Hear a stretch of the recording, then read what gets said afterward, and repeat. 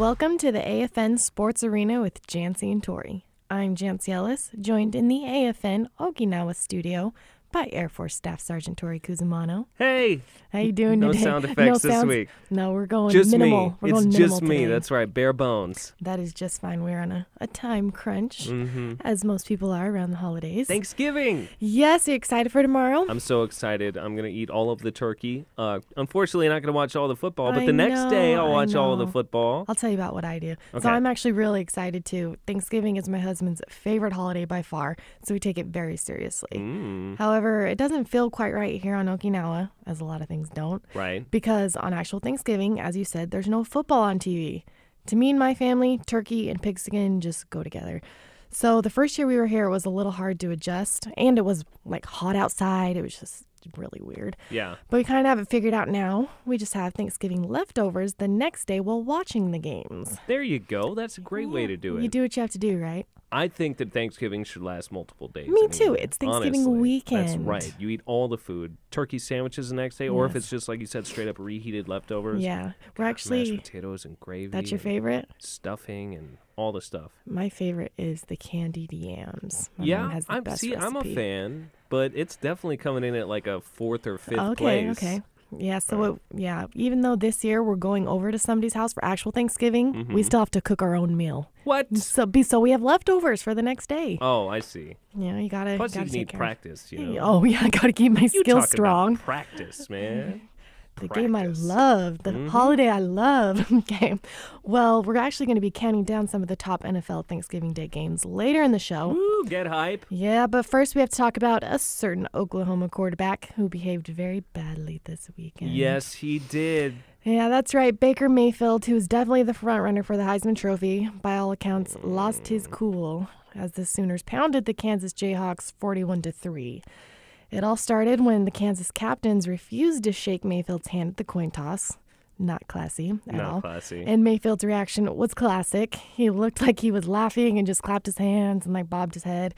And I think everybody who's watched Mayfield throughout the season kind of went like, oh no, here we go. Boy. Here we go. They done instigated him. Yeah, not smart, not smart. The rest of the game was extremely chippy, including a super late hit. It was a really bad cheap shot on Mayfield, which Kansas drew a penalty for, but it just went downhill from there. Between Mayfield yelling at their fans, stick to cheering for basketball, your team sucks. Okay, I mean, not the Fair, smartest, but fair. Not the smartest to talk smack to the fans, No. but I agree. Yeah. There was nothing X-rated or F-rated No. about this. That was okay. I mean, that's a pretty good they were shot. yelling at him. If you're gonna talk trash, that's not bad. It was good, if you have quality material. But it, degraded from there. It was now the infamous clip that will surely be repeated through the draft. Mayfield walking up the sideline, screaming profanities and grabbing himself, which ESPN blurred out, making it even more dramatic. Right, it's like, look right here. Yeah. We don't want you to see this, but make sure you look right He's here. doing something and you know bad. exactly what's going on behind the blur. And he clearly yelled, Never been a fan of the blurring. me either, give it to us. Give it to us straight. Right. But he was clearly yelling, F you. Ooh. Yikes. All the cameras are right on him. Tell you, leading candidate for the Heisman and leading member of my punk list this really? week, Jantzee. Maybe not leading member, but he's on there. I love dudes that are passionate. I Yeah. love dudes that aren't afraid to mix it up and talk trash a little Yeah. bit. But that's just terrible. Yeah. You know that all the cameras are on you. And I mean, you he's know a where you are. senior. He has a history Right. of this. Like, if you just want to yell back and forth and chirp a little bit, okay. But the grabbing the crotch thing, It just went too leave far. that at home, bro. That's what are you doing to yourself? That's Yeah. not good for you. It's not good for college football. It's not good for the fans. or your stock for the draft. Exactly. But the punishment came down, and all that's going to happen is he isn't starting and won't be a team captain for OU's last home game in senior night against West Virginia this week. Now, call me crazy, but that's really not a huge deal. He'll still play. He's just not starting. But by his and both Coach Riley's emotional reactions, there were tears. You'd think he had been suspended. What do you think? Fair punishment? I don't think so at all. No? That's a slap on the wrist. It's a dog and pony show out there. Yeah. Look, we did something. Yeah. We're not gonna start him. Maybe he doesn't play the first series. Maybe he doesn't play the first play. Yeah. And they bring him in after that. So it's essentially hurting the team little to none. Yeah.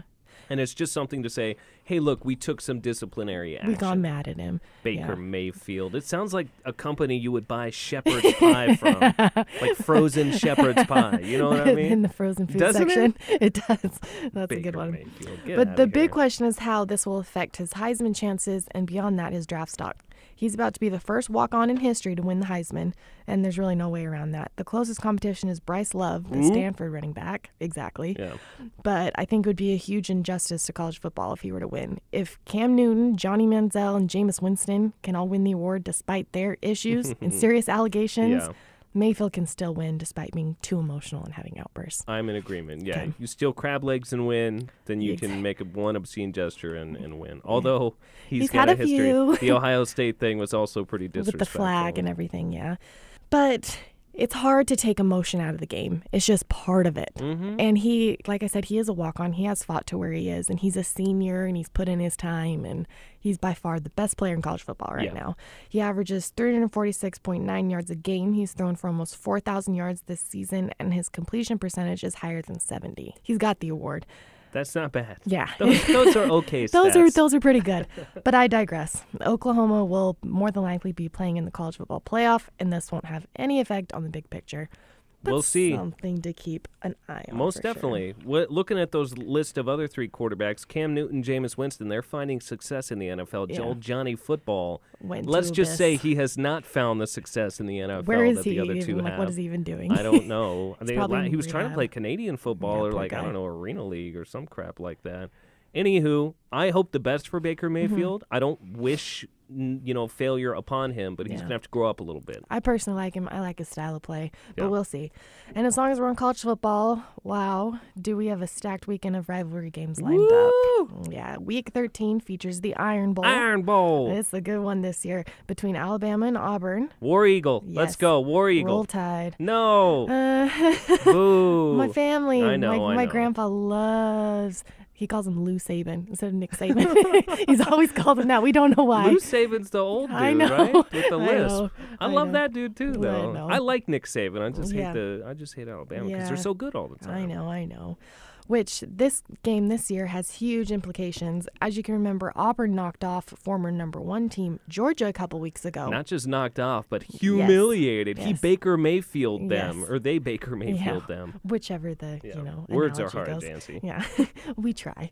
Not to mention, this is one of the biggest rivalries in sports. I mean, just last week, an Alabama and Auburn fan got into a fight that included gunshots and put one person in the hospital. Yikes, that's not okay. It's just sports, folks. Yeah, I know this we're is passionate serious. about it, but This is that does go to show 365 you. days a year. Yeah, absolutely. This game kicks off at 5:30 a.m. Sunday on AFN Sports. I don't know if I'll be up that early. I Hey, might be watching the rebroadcast. I'm a morning person, Jantzee. I know you are. On Let's Sundays? go. Okay, more power My to body you. is conditioned now. I You- just wake up. you that can keep me time updated. at all of the times. Okay. In addition, we have what they call the game, which is Ohio State versus Michigan State, the Egg Bowl between Ole Miss and Mississippi State, and the Apple Cup between Washington State and Washington. And then even though this matchup doesn't have a catchy name and either team is particularly good this season, Florida State at Florida is always a good game to watch. The Orange Bowl. Wait, there's already a No, name for that. yeah. The Panhandle Palooza. Okay, you can name We'll come that. up with Okay, something, you can submit Jantzee, that. all right? Okay, sounds good. We'll make it stick. Make sure you check out myafn.net to get your full broadcast schedule. Jantzee, I also want to mention that Navy MWR holds a college football frenzy at the Crow's Nest Club on Camp There you Shields go. every Sunday morning. You get to watch a lot of really cool college football games. You get a chance to win prizes as well. So if you're a college football fan, Awesome. that's the place to be on Sunday mornings. I didn't even know about that, so that is good to know. Navy MWR Okinawa on Facebook, Instagram, and Twitter. There you to go. check them out. Plug away. But before any of these games will air, the traditional NFL Thanksgiving Day games will have come and Woo! gone. Gobble, gobble. Yes. Give me that turducken, son. Let's go. And in honor of these time-honored classics, let's count down the top 5 games/moments in history. Yeah, buddy. Okay, now my number 5 wasn't a great game. It was actually a pretty ugly game. but the 2012 matchup between the Patriots and the Jets will always make my list because of the infamous butt fumble. The butt fumble, perhaps the worst gaffe in sports history. It's up there. It's up there. A lot of these happen on Thanksgiving. I have a few others. It's not the biggest one. The biggest one is Bill Buckner in the 1986 World Series, letting the ball get between his legs. But it is by far the most embarrassing one. It is. It is. That's right. We've reached the 5th anniversary of probably the worst / funniest play in NFL history. So it deserves a spot on my list. It's my list. I'll do what I want. I could watch that play on repeat forever. I watched it about 5 times this morning. School child. You just think, how did that happen? How did he not see him? It's just so funny. He had a hole. Everything about that play is funny. It's like outside forces propelled him fast because it's like he hit him so hard. It's like he's not even running that fast. No. But he crushed. It was oh my God. It was so Poor bad. Mark Sanchez. Okay, number 4 on my list is the 2013 matchup between the Baltimore Ravens and Pittsburgh Steelers, which went down to the wire. The Steelers failed on a 2-point conversion attempt that would have tied the game and sent it into overtime. The Ravens won 22-20. But what's most memorable about this game is Steelers coach Mike Tomlin maybe trying to trip Ravens returner Jacoby Jones as he ran past him on the sideline. Do you remember this one? Yes, I remember very well. They looked at the replay 1,000 times from 1,000 different angles. I almost said ankles. That's what he was trying to do to Jacoby Jones. Yeah. I just remember Mike Tomlin's huge eyes. Yes. His face gave it away. As he backs up, he has that look of guilt because he normally looks so intense, you know what I mean? And he still looked intense in the moment afterwards, but his eyes just got huge, even more huge than they already are. It was a giveaway. And I was like, oh. He knew Mike Tomlin is not on my punk list. I love Mike Tomlin. Yeah, he's a good coach. I don't agree with tripping opposing players, but that was hilarious. I think it was a little instinct. He was there. It was coming. Oops. Getting his Grayson Allen on. But it was a good game nonetheless. And number 3 would have to be the 1998 game between the Detroit Lions, who play every year on Thanksgiving, and Pittsburgh Steelers. This is the game that went into overtime, and Jerome Bettis called tails in the air for the coin toss. But the referee, Phil Luckett, announced the call is heads. Chaos broke out, but Detroit ended up getting the ball and scoring on the first possession, winning 19-16. And then this game forever changed the rule on the coin toss. Now you have to call it before it's in the air. Kind of lame. Jerome Bettis, the bus. He has many career highlights. Yeah. I don't think this was his fault. I was going to say, but this wasn't one of them. But it was just the referee. There's like people chirping and talking, and the referee's just like, oh, no, you called heads, and bro. And he said that he called tail heads. Called... And there's a little video evidence. What you talking about, saying Willis? That maybe. I don't know. But from Bettis' reaction, you could tell he knew he called tails. So it came much down, rides on the coin toss, Jantzee. So much. Okay. Now, on all the lists I came across, the top 2 are pretty much unanimous. So let's get into it. Number 2 involves one of the biggest gaffes in NFL history. The butt fumble's up there, but I said this one is even bigger. I'm talking about the 1993 matchup between the Dallas Cowboys and Miami Dolphins. Oh, no. Also known as the Leon Letdown. Let it go, Leon. This is just painful to watch. Oh, my God. The Cowboys had this. They were leading 14-3 in the closing seconds on a snowy field. Jimmy Jones blocked a field goal attempt that should have sealed the victory. Everybody was, celebrating. You see Jerry Jones on the side, hands in the air.